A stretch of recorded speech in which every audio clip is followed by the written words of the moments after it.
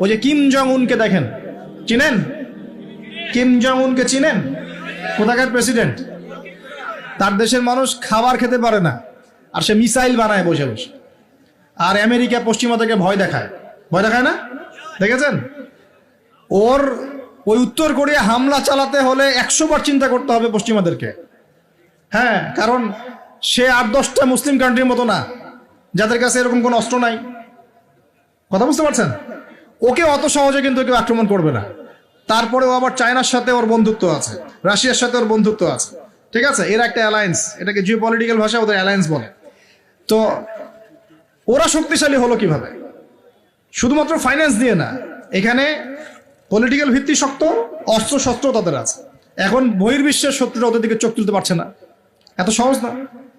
তো দেখেন আমাদের পিছিয়ে পড়ার এগুলো কারণ আছে। মুসলিম কান্ট্রিগুলোর দিকে তাকায় দেখেন, কয়টা মুসলিম কান্ট্রি এইসব ক্ষেত্রে স্বয়ংসম্পূর্ণ? কয়টা কান্ট্রি দেখবেন আপনি? হ্যাঁ, বিশ্বকাপ আয়োজন করে বেড়াচ্ছে, বিশ্বকাপ ফুটবল আয়োজন করে বেড়াচ্ছে, পাশে ইয়েমেন সিরিয়ার মানুষ খেয়ে না খেয়ে মরে যায়, দেখার সুযোগ নাই। কি করছে? ওইখানে বেস ক্যাম্প দিয়ে রেখেছে পশ্চিমাদের জন্য, ওখানে বেস ক্যাম্প ঘাঁটি দিয়ে রেখেছে পশ্চিমাদের জন্য। এবং বহু মুসলিম কান্ট্রি যারা মানে আমাদের কাছে এখন আইডল হয়ে বসে আছে, ভিতরে ভিতরে ইহুদি খ্রিস্টানদের সাথে বন্ধুত্ব করে বসে আছে। তারা উঠতে বললে ওঠে, তারা বসতে বললে বসে, ওদের ইশারায় কাজ করে কিনা? জিও পলিটিক্যাল ভিত্তি দুর্বল, ইকোনমিক ভিত্তি দুর্বল, ফাইন্যান্স দুর্বল, আর আমরা আধ্যাত্মিকত্ব তো দুর্বলই। তো সব মিলিয়ে এই যে 100 বছরে আমরা পিছিয়ে পড়লাম, এখানে 100টা কারণ খুঁজে বের করা যাবে, এত কারণ বলার সময় নেই। এখন প্রসঙ্গে আসেন, এভাবেই কি চলতে থাকবে না উত্তরণের কোনো পথ আছে? আমরা কি চাই যে আমরা সে আবার ওই ইসলামের সোনালী যুগে ফিরতে পারি? এটা কিন্তু রেভলিউশন হচ্ছে, ইসলামের দিকে মানুষ আসছে। যত আক্রমণ হচ্ছে ইসলামের দিকে, তত বেশি মানুষ ইসলাম কবুল করছে, আলহামদুলিল্লাহ। আর আমরা পিছিয়ে পড়ছি। এই যে আমরা যে গরু খাওয়া মুসলিম হয়েছি, আমরা যে জুমার দিন নামাজ পড়া মুসলিম হয়েছি, আমরা মুসলিম পরিবারে জন্মগ্রহণ করে আব্দুর রহমান আব্দুর রহিম নাম নিয়ে বসে আছি, কিন্তু আসলে রহমানের বান্দার বৈশিষ্ট্য কি আমি জানি না। আল্লাহ পাক আমাদেরকে হেফাজত করুন, আমিন। হতাশ হব না আমরা ইনশাআল্লাহ। খালি একবার যদি তওবা করে ফিরে আসি, আল্লাহ পাক দুনিয়াও দিবে ইনশাআল্লাহ, আখিরাতও দিবে ইনশাআল্লাহ। খালি একবার বলতে হবে আস্তাগফিরুল্লাহাল্লাযী লা ইলাহা ইল্লা হুয়াল হাইয়ুল কাইয়্যুম ওয়া আতুবু ইলাইহি। আল্লাহ, জীবনে যা পাপ করেছি মাফ করে দাও, আগামী জীবনে হায়াতে রিজিকে বরকত দাও, এবং পুরো জীবন যেন ইসলাম পালন করতে পারি, প্রচার করতে পারি, প্রসার করতে পারি, মানুষের মাঝখানে দিনের ভালো কথা বলতে পারি, আল্লাহ পাক দিনের বিজয় যেন অংশ নিতে পারি, সে তৌফিক আল্লাহ পাক দান করুন। আল্লাহ পাক কবুল করার মালিক না? একটা কাপড় ধুতে 1 বালতি পানি লাগে, কিন্তু জীবনের সমস্ত গোনাহ ধুয়ে ফেলতে চোখের 1 ফোঁটা পানি যথেষ্ট ইনশাআল্লাহ। আল্লাহ পাক কবুল করুন, আমিন। কিভাবে উত্তরণ হবে? উত্তর 1 নাম্বার, ভাই 10টা পয়েন্ট বলবো, জাস্ট 10টা, জাস্ট বলে দিচ্ছি। বিস্তারিত ব্যাখ্যা আপনারা পরে নিজেরা স্টাডি করবেন। প্রথম কথা হচ্ছে আমাদের সবাইকে তওবা করে ফিরে আসতে হবে। পারবো ইনশাআল্লাহ? আল্লাহ পাক বলেন, তুবু ইলাল্লাহি জামিআন আইয়ুহাল মুমিনুন, হে মুমিনগণ, তোমরা একসাথে ঐক্যবদ্ধভাবে আল্লাহর কাছে তওবা করো, আল্লাহ তোমাদেরকে সফল করবে ইনশাআল্লাহ তাআলা। আমরা তওবা করি, বলি আস্তাগফিরুল্লাহ আল্লাযী লা ইলাহা ইল্লা হুয়াল হাইয়ুল কাইয়্যুম ওয়া আতুবু ইলাইহি। আমরা আল্লাহর কাছে তওবা করছি, আমরা সারা জীবন যে পাপ করেছি আল্লাহ পাক যেন মাফ করে দেন, এবং আমাদের নেক হায়াতে যেন আল্লাহ পাক বরকত দান করেন, এবং আমাদেরকে পুরো জীবন যেন ইসলাম পালন করার তৌফিক দান করেন। মধ্যমপন্থী হবেন, চরমপন্থী হবেন না, ইসলামের নামে কোনো সন্ত্রাসী কর্মকাণ্ডে যাবেন না, আবার শৈথিলতাবাদী হবেন না, গোলালো মার্কা মানে সব তরকারিতে গা ভাসিয়ে দিবেন না। মধ্যমপন্থী থাকবেন, ইনশাআল্লাহ দেখবেন ইসলামের বিজয় হবে ইনশাআল্লাহ। আল্লাহ পাক তৌফিক এনায়েত করুন। 1 নাম্বার কাজ তওবা করে ফিরে আসা। 2 নাম্বার, আমাদের সবাইকে দ্বীনের জ্ঞান চর্চা করতে হবে। রাজি আছেন ইনশাআল্লাহ? আল্লাহ পাক তৌফিক এনায়েত করুন, আমিন। 3 নাম্বার, অবশ্যই জানা অনুযায়ী সবাইকে আমল করার চেষ্টা করতে হবে, নবীর সুন্নত বাস্তবায়ন করতে হবে। তৌফিক এনায়েত করুন আল্লাহ পাক, আমিন। আল্লাহ পাক আমাকে আগে তৌফিক দান করুন, এরপর আপনাদের সবাইকে তৌফিক দান করুন, যাতে করে আমরা দিনের 24 ঘন্টা প্রতিটা কাজ নবী সাল্লাল্লাহু আলাইহি ওয়াসাল্লামের সুন্নাহ মতো করতে পারি, আমিন। শুধুমাত্র গলফ কান্ট্রিগুলো যদি তেল দেওয়া বন্ধ করে দেয়, ওদের একটা বিমানও ফ্লাই করবে না ইনশাআল্লাহ। কি করার আছে? বলছে আমাদের কি করার আছে? না, কিছু করার নাই। আপনারা নেইমারকে নিয়ে এসে ফুটবল খেলেন, কিছু করার নাই আমাদের। আর এখন কি আপনারা জানেন যে কোথায় আমেরিকা রণতরী গিয়ে ভিড়ছে, কোথায় তাদের যুদ্ধ বিমান আছে, কোথা থেকে তারা ফ্লাই করে এই গাজায় হামলা করার পরিকল্পনা করেছে? আমাদের এই আরব রাষ্ট্রগুলোতে। কাতারে তার বেস ক্যাম্প আছে, আবু ধাবিতে আছে, আর আমাদের তো মাশাআল্লাহ একটা আছে American kingdom of Saudi Arabia. ও সামনাসামনি কিছু বলবে না, পিছনেও কিছু বলবে না, শুধু বলবে আমরা সাথে আছি।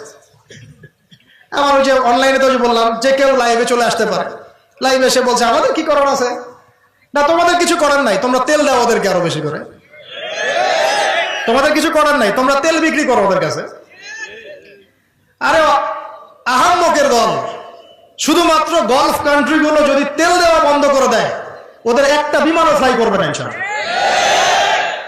কি করার আছে বলছে, আমাদের কি করার আছে, না কিছু করার নাই, আপনারা নেইমারকে নিয়ে এসে ফুটবল খেলেন, কিছু করার নাই আমাদের।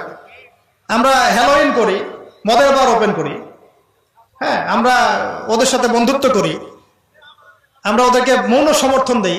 কয়দিন আগে তো আবু ধাবিতে আনুষ্ঠানিকভাবে ইসরায়েলের সাথে সম্পর্ক স্বাভাবিক করার চেষ্টা করা হয় নাই? আপনারা তো পড়াশোনা করেন, দেখেনই তো এগুলো।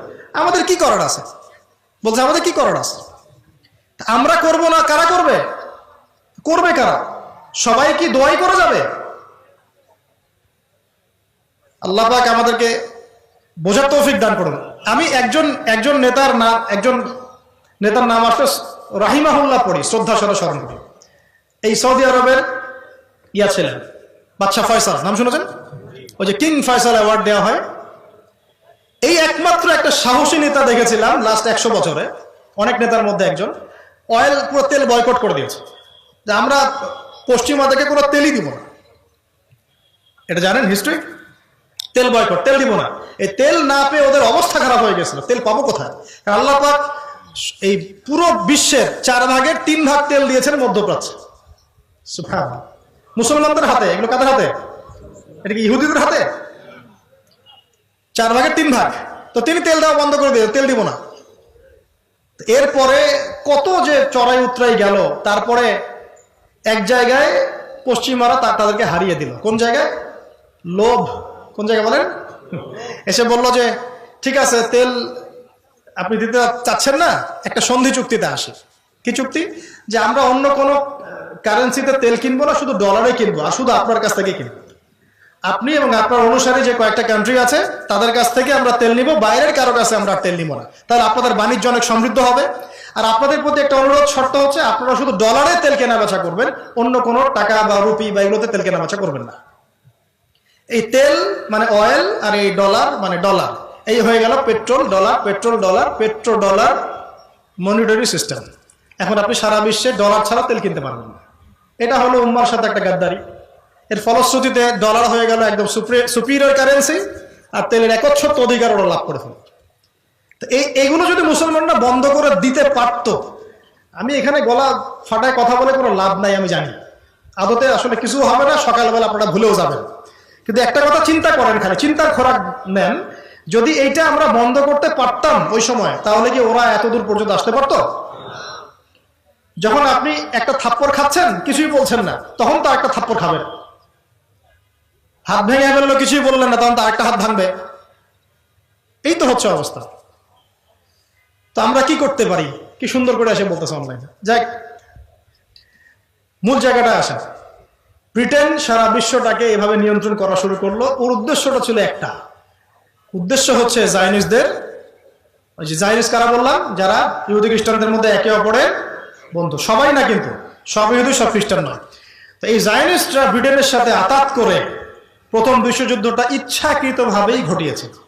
এই জিনিসটা আমরা স্কুল, কলেজ, ইউনিভার্সিটিতে আমরা এটা বুঝি নাই। এটা বোঝাতে পারে নাই যে এটার পিছনে একটা গল্প ছিল। আমাদেরকে পড়ানো হয় যে বিশ্বযুদ্ধ হয়েছে, কেন হয়েছে, এমনি এমনি হয়েছে নাকি কেউ ঘটিয়েছে, এটা বোঝাতে পারে না আমাদের। জি, এখনকার এই বয়সে এসে আমাদের ফাইনাল কনক্লুশন হচ্ছে এটা ঘটানো হয়েছে। এই তো সেদিন 1912 থেকে 1924-এর মধ্যে প্রথম বিশ্বযুদ্ধ হয়েছে। তখন ওসমানীয় খেলাফতে যারা ছিল এরা মূলত রাশিয়ার পক্ষ নিয়েছে, আর এগেনস্টে ছিল ব্রিটেন এবং তার মিত্র বাহিনীরা। ফলশ্রুতিতে দেখা যায় যে উসমানীয় খেলাফতটা ধ্বংস হয়ে যায়, জেরুজালেম ইহুদিদের দখলে চলে যায় এবং বিশ্বের মধ্যে একটা সেল যেটা বাকি ছিল ইসলামিক শাসনতন্ত্রের, সেটা নষ্ট হয়ে যায়। 1924 থেকে শুরু করে এখন এই যে 2000 কত চলছে, 100 বছর হতে চলছে।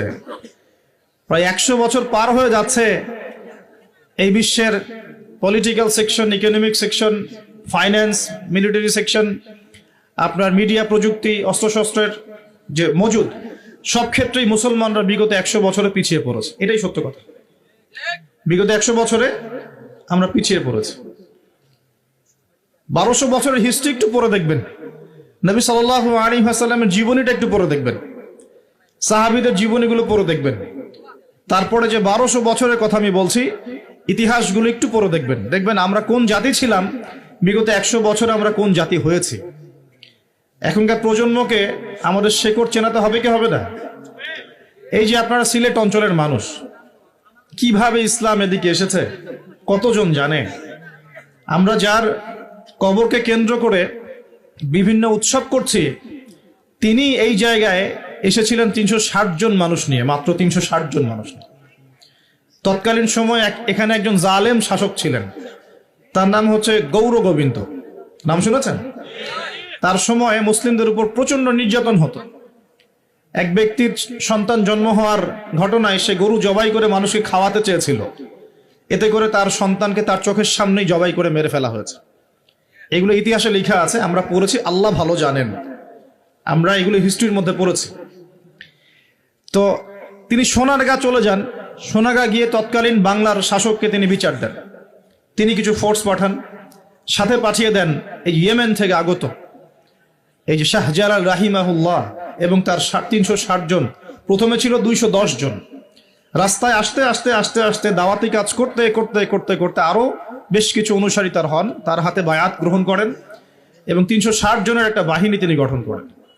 শুধু আধ্যাত্মিকত্বেই তিনি আল্লাহর মারিফতওয়ালা মানুষ ছিলেন এমন নয়, বরং চলতি পথে মানুষকে দাওয়াতও দিয়েছেন।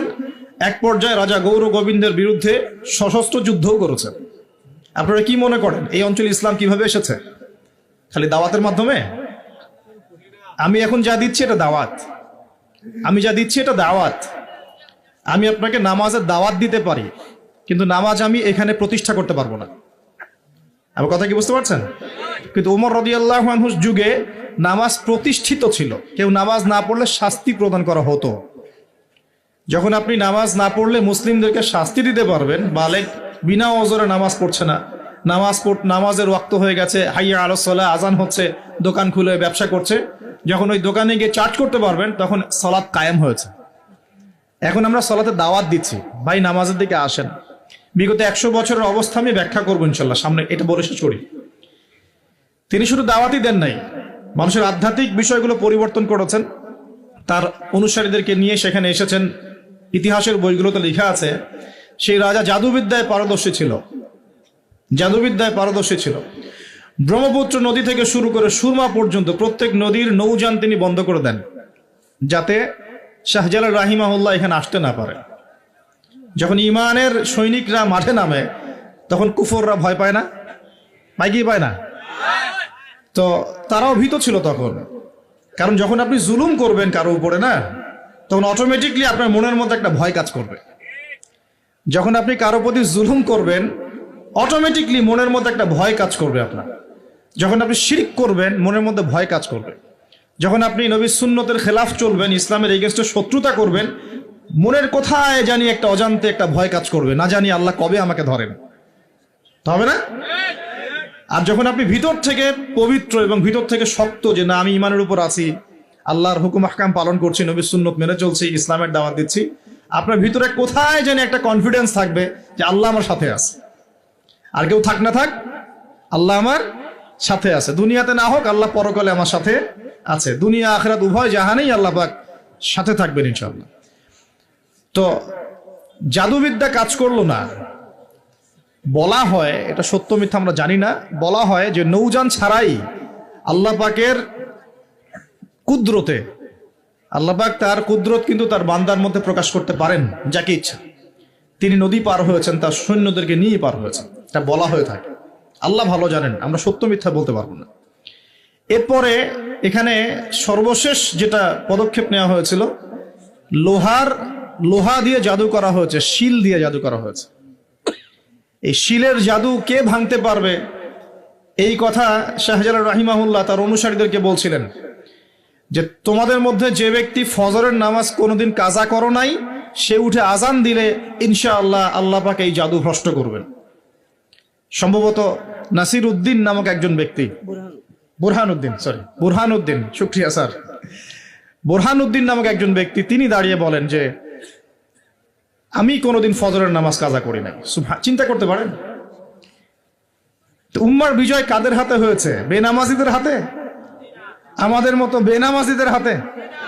আমরা যারা পর্দা করি না আমাদের হাতে, আমরা যারা সুদ খাই আমাদের হাতে, আমরা যারা ব্যভিচার করছি, পরকিয়া করছি, জেনা করছি, মাদক খাচ্ছি, এই তরুণ সমাজ, আমাদের হাতে কি উম্মার বিজয় হবে?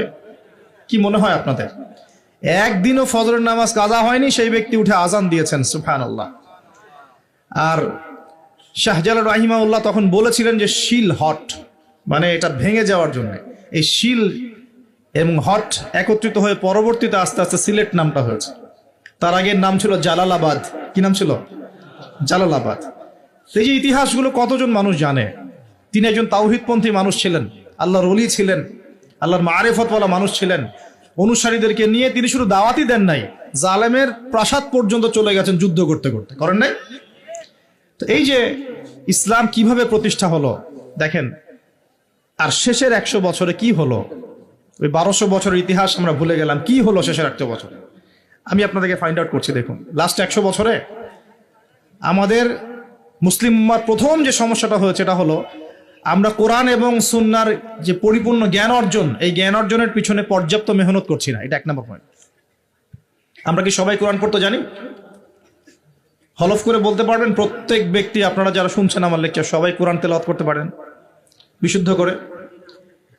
তারপরে যদি জিজ্ঞাসা করি আমরা কতজন কোরআনের অন্তত একটা পারা মুখস্থ করেছি, হাত উঁচু করতে পারবেন? তারপর যদি প্রশ্ন করি আমাদের মধ্যে কতজন জীবনে অন্তত একটা বার আলিফ লাম মিম থেকে মিনাল জিন্নাতি ওয়ান নাস পর্যন্ত অর্থ সহ পড়েছি অন্তত একবার আল্লাহর কিতাব, হাত উঁচু করতে পারবেন? আমাকে উত্তর দেন। তাহলে বিগত 100 বছরের উম্মার অবস্থা এমন হবে না কেন? আমরা কতজন ব্যক্তি 5 ওয়াক্ত নামাজ পড়ি? উঁচু লেভেলের কথাবার্তা বলে আসলে লাভ নাই মাহফিলগুলোতে। আমি এটা শিখেছি মাহফিলে এসে। প্রথম দিকে আমি খুব হাই থটের কিছু লেকচার দিতাম, পেট্রো ডলার কেন্দ্রিক, জায়নিজম কেন্দ্রিক, জিউসদেরকে নিয়ে, প্যালেস্টাইন ইস্যু নিয়ে, আরো বড় বড় কিছু ইস্যুস, ওয়ার্ল্ড অ্যাফেয়ার্স নিয়ে। পরে দেখলাম যে আসলে আমরা এমন একটা জায়গায় আছি, এখানে আমাকে প্রশাসনের অনেক ভাই অনেক হেল্প করেছে, অনেক রাজনৈতিক নেতৃবৃন্দ আমাকে অনেক হেল্প করেছে, সমাজ নেতা আমাকে অনেক হেল্প করেছে, আমাদের আলেম ওলামাদের মধ্যে অনেকেই, হকপন্থী অনেক ওলামায়ে কেরাম আমাকে কাছে ডেকে নিয়ে অনেক হেল্প করেছে। বুঝিয়েছে যে যে কথাগুলো মানুষ বুঝতে পারবে না সেগুলো পাবলিকলি বলার কোনো মানে হয় না। পরে আমিও ফিল করলাম যে আসলেই তাই। যেখানে আমি আলোচনা করছি ওইখানকার মানুষ নামাজ পড়ছে না, আমি সেখানে গিয়ে কিভাবে ইকোনমিক বিষয়গুলো বোঝাবো? আমি এমন একটা জায়গায় লেকচার দিচ্ছি যেখানকার মানুষ কোরআন তেলাওয়াত করতে জানছে না, আমি কিভাবে কোরআনের হুকুম আহকামগুলো প্রতিষ্ঠানের কথা বলবো? আমরা এমন একটা জায়গায় বসে আছি যে আমরা সবাই নবীর সুন্নত অনুযায়ী দাঁড়িয়েও রাখছি না। এটা তো একটা সুন্নত আমল, জীবনের প্রত্যেক ক্ষেত্রে সুন্নতের কথাই বলছি না, নিজের দেহের কথাই বলছি, সেখানেও আমরা পিছিয়ে পড়ছি। তাহলে আমি উঁচু লেভেলের কথাবার্তা কিভাবেই বলতে পারি? তখন নিজেকে আরো গুটিয়ে নিলাম, নিয়ে আবার প্রাথমিক অবস্থা থেকে আলোচনা করা শুরু করলাম। সালাত কেন্দ্রিক, পড়াশোনা কেন্দ্রিক, যাকাত কেন্দ্রিক, সাওম কেন্দ্রিক, শিরক, তাওহীদ, আকীদা, ঈমান, সুন্নত, এগুলো কেন্দ্রিক। এই মাহফিলের সিজনে আমি এগুলোই বলেছি, এর বাইরে কিছু বলিই নি এখন, কারণ মনে করছি যে এগুলো বলার মতো পরিবেশ নাই। আমাদের সবার আগে দরকার জ্ঞানের বিপ্লব। সর্বপ্রথম যেটা প্রয়োজন এই উম্মার, সেটা হলো জ্ঞানের বিপ্লব। প্রত্যেক ব্যক্তিকে আল কোরআন তেলাওয়াত করা শিখতে হবে আগে। ওয়াদা করেন, রাজি আছেন কিনা? প্রত্যেক ব্যক্তিকে আল কোরআনুল কারীম বিশুদ্ধ করে তেলাওয়াত করা শিখতে হবে আগে, ইনশাআল্লাহ। ইনশাআল্লাহ যদি আমি আগামী বছর আসি, আমি 5টা কাজ আপনাদেরকে দিয়ে যাচ্ছি। আগামী বছর এসে আমি 5টা কাজ আগে নিব, তারপর আলোচনা হবে। 1 নাম্বার, সবাইকে বিশুদ্ধ কোরআন তেলাওয়াত করা শিখতে হবে, 1 নাম্বার। 2 নাম্বার, অন্তত একবার আলিফ লাম মিম থেকে মিনাল জিন্নাতি ওয়ান নাস পর্যন্ত এই 30 পারা কোরআন অর্থ সহ অন্তত একটা বার পড়ে দেখতে হবে এক বছরে। পারবেন? আমি হিসেব করে দেখেছি, যদি প্রত্যেক দিন আপনি 20টা করে আয়াত তেলাওয়াত করতে পারেন এবং 20টা আয়াতের অর্থ পড়তে পারেন, আপনি এক বছরে আল কোরআন শুরু থেকে শেষ পর্যন্ত অর্থ সহ পড়তে পারবেন ইনশাআল্লাহ। দৈনিক 20টা আয়াত পড়া খুব কঠিন। প্রত্যেক ফরজ নামাজের পরে যদি 4টা করে আয়াত পড়েন তাও 16টা আয়াত হয়, 20টা আয়াত হয়, সরি। 5 ওয়াক্ত ফরজ সালাতের পরে যদি আমরা 4টা করে আয়াত তেলাওয়াত করি, যে কোনো 4টা আয়াত একদম শুরু থেকে নিয়ে 4টা করে আয়াত পড়ি এবং অর্থগুলো পড়ি, 5 ওয়াক্ত নামাজ শেষে আমরা 20টা আয়াত তেলাওয়াত করে ফেলবো।